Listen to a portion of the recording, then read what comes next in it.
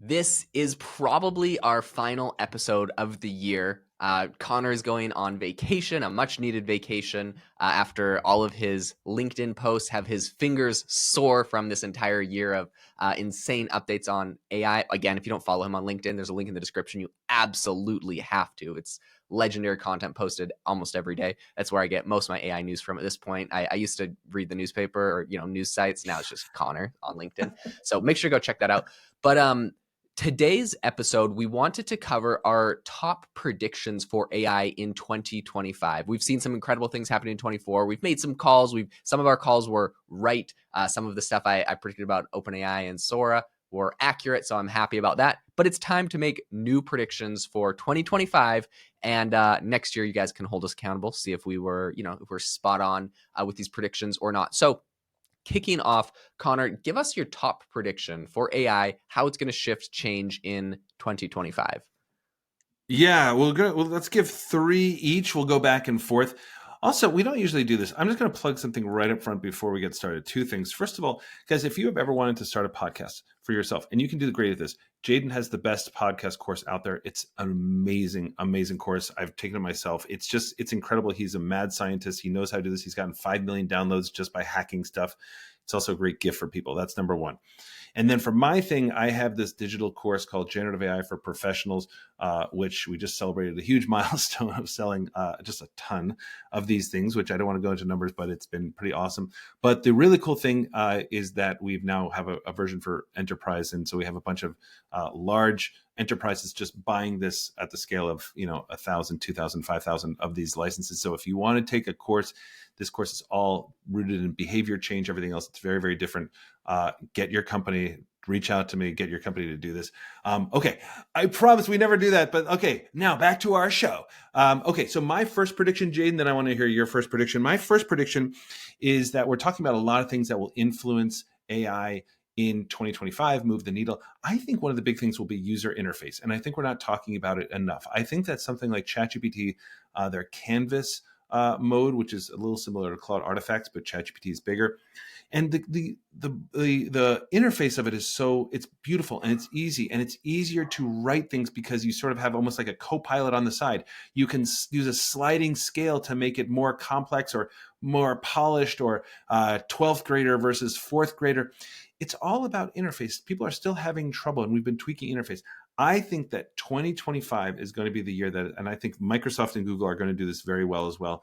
I think they're going to figure out that this isn't just about tech. This is about how we change user interfaces. And I'll bet that some of the big winners will come out of 2025 because they have figured out a new way of getting people to interact with it. Because that's my big passion. How do we get people actually using this? That's my number one. Jaeden, what about you?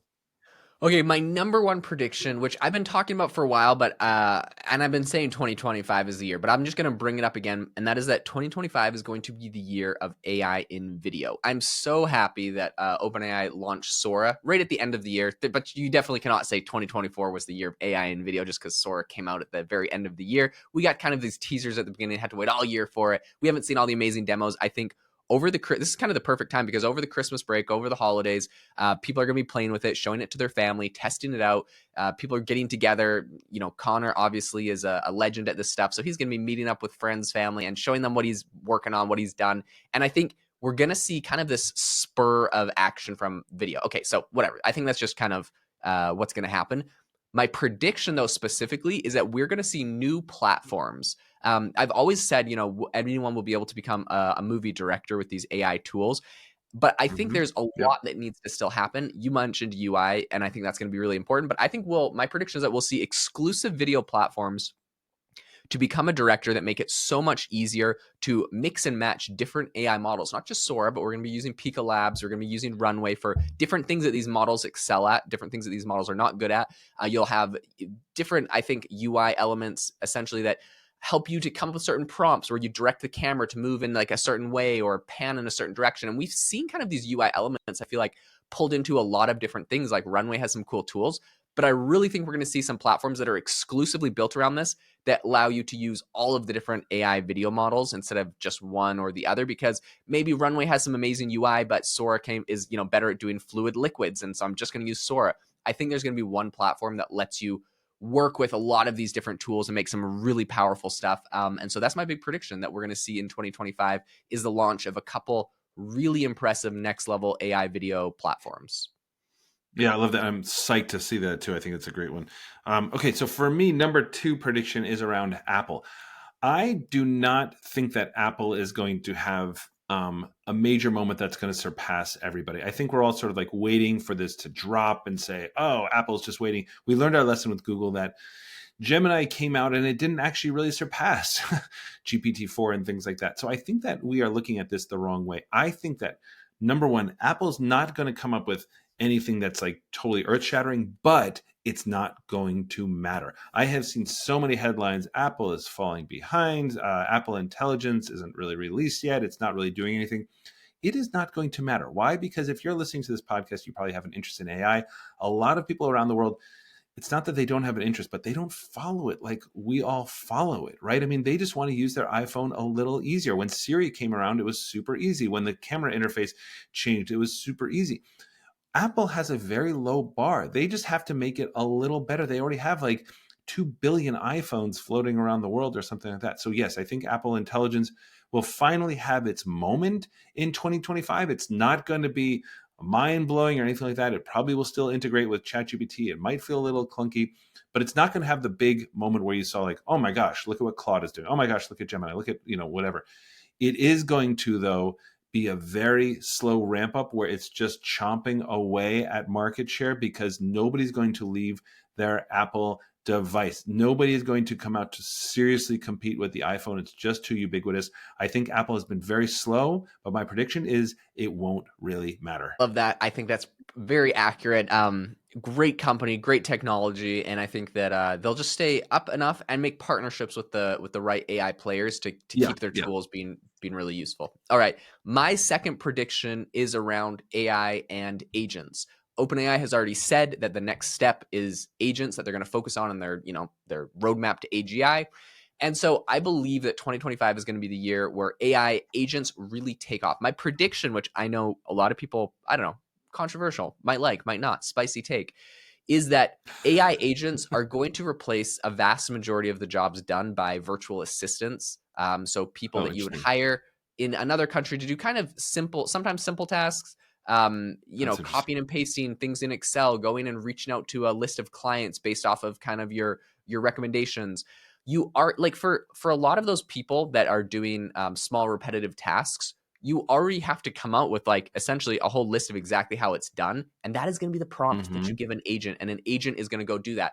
It's not typically, those jobs are not reserved for like, go discover a brand new marketing channel we've never thought of and 100x it in a way that's like so creative and I haven't even thought of. Like, you can find real employees that maybe have a real specialty doing that thing, but a lot of the easy entry level stuff, not just virtual assistants, but a lot of easy entry level work is going to be replaced. And that's in companies inside of the United States as well. We already seen Klarna replacing 700 customer service agents with AI. I think that they have some kind of inside tech that they use to build some AI agent things. I think we're going to get more generally available from a lot of the big companies, and we'll have technology that's generally available as well for other people, where this is going to become a lot more mainstream in corporate America and businesses. Entry level, easy, repetitive tasks are going to be completely automated by AI. So I love this, Jaeden. It has me thinking in kind of a new way. I'll give my last one in a second, but I just want to kind of double tap on that for a second because it's actually making me now. Jaeden is usually the entrepreneur. He comes up with a new idea every 5 minutes, but in this case, Jaeden, if I was starting a business, like talk about, I would think about having those virtual agents, which often live abroad in places where the wages are sort of like more affordable for Westerners. But imagine if you could train those folks and then like really have them increase their capacity. So, and you give them a $200 a month subscription to O1, and all of a sudden now they are now just not just research analysts, but all their stuff coming back is in perfect English, super high level. You're giving them Google deep is it called deep research? You're giving them O1 reasoning model, all that kind of stuff. And if you can just invest in training a virtual agent, then all of a sudden you can still hire that person. But whoa, the power of that would be absolutely phenomenal. So I love that take. And I would maybe tweak it to say, what if there was a business where it didn't replace agents, but those people got so much better? I love that. My last Right. So cool. Right. So, and my last prediction would just be around vision and voice. I think that this is going to become a new way that people will just interact with this more. I think we're not used to it yet. I think we're not used to talking to this yet, or using ChatGPT and other things to have eyeballs. And now, just recently, Project Astra was sort of starting this over at Google, but with now that ChatGPT has advanced voice mode with vision, I've been testing this thing out. It's been absolutely amazing. You literally walk around talking to this thing with a camera open. You say, "Hey, what are you looking at now? Hey, look at my bookshelf. What do you think? Oh, Connor, that's a great bookshelf. Well, based on these books, what do you think is next? Okay, yeah, you know what I think could be blah blah blah." And I think that can just do a ton in terms of helping us adopt to AI, as long as people get used to it. And I think that will start being built in, and people will get more used to that by the end of 2025. Okay, my last prediction, which I absolutely love that, is also again around agents, and I'll mention, by the way, what I said, like replacing virtual assistants. Yeah, 100%. I think if you give them the same tools, essentially they become a manager for a handful of agents, and yes, your company can grow and scale. Right. Right. So I want to talk a little bit about less scale companies that are less scale but using AI agents next year. So there's this trend that for a lot of entrepreneurs online doing software that they've heard, it's talked a lot about on X and stuff, and that is being an indie hacker. So it's kind of this concept. There's a lot of people that don't want to work at a company per se, so they are usually developers, and they do everything in the company. They are writing the code. They're kind of documenting the journey the whole time. So they're making posts on X about what's going on, and that's where they get a lot of their customers. They kind of do their marketing that way. So there's kind of these like indie hacker things, and inevitably a lot of these indie hacker projects, they'll kind of hire a bit of a team and eventually grow as they build products that are home runs. My prediction is that this industry is going to absolutely explode next year thanks to agents. We're going to see companies with one employee, one person running, running $100 million company, where essentially they have just scaled these agents to astronomical levels. They will build a corporate structure with managers in the marketing department, managers in the HR department, all in agents. Now, am I saying this is going to you can pull this off in like a Fortune 500 company where everything has to be perfect and professional? I don't think next year that's going to happen. But I do think that in smaller companies that are more startups, that are a little bit more scrappy, they can afford to break things a little bit more and be a little bit messy, we are going to see some phenomenal things. And in addition to that, I think we're going to see some of those companies let loose into the wild without much human intervention at all. Meaning, I think people will build servers where they'll have 10 different agents on there with all different tasks. They're going to just put a budget in that server, put a budget to those agents, and walk away and spin up 100 of these things. And we're going to start interacting on the internet with someone dropping a comment on YouTube that's like, "Oh man, this is super cool. I love it. This is something that we're kind of working on with this project I'm building." It's kind of this like self promo you might see from like a developer or a person, except that's just going to be an agent, and that's just its job, is to go drum up new customers. It's going to go find the ways. It's going to be commenting. We're going to be engaging with these people. We won't even know. And they're going to be agents from these kind of like indie hacker businesses. So I think my final prediction is that we're going to be interacting with, and probably not even knowing that we're interacting with, more AI agents out in the wild in 2025. I love this. To close this out, first of all, just Jaeden, grateful to do this show with you as we close out 2024. This has been a super, super fun year. I always learn a ton from Jaeden Schafer and all the platforms that he's on. He's just a phenomenal thinker around this and super inspirational in terms of how he works with AI. So Jaeden, this has been awesome. And also to all of you out there, so grateful for you guys for listening. I know there's a lot of different podcasts you can tune into, and probably sometimes you get so sick of our voices, and yet you show up because we are buddies, and we are just so grateful for you for doing that. So Jaeden, close us out for 2024. Yeah, I mean, a huge thank you to everyone for tuning in. Connor and I have been so grateful and have been absolutely blown away by the growth of this podcast, by the quality of the listeners. You guys are phenomenal.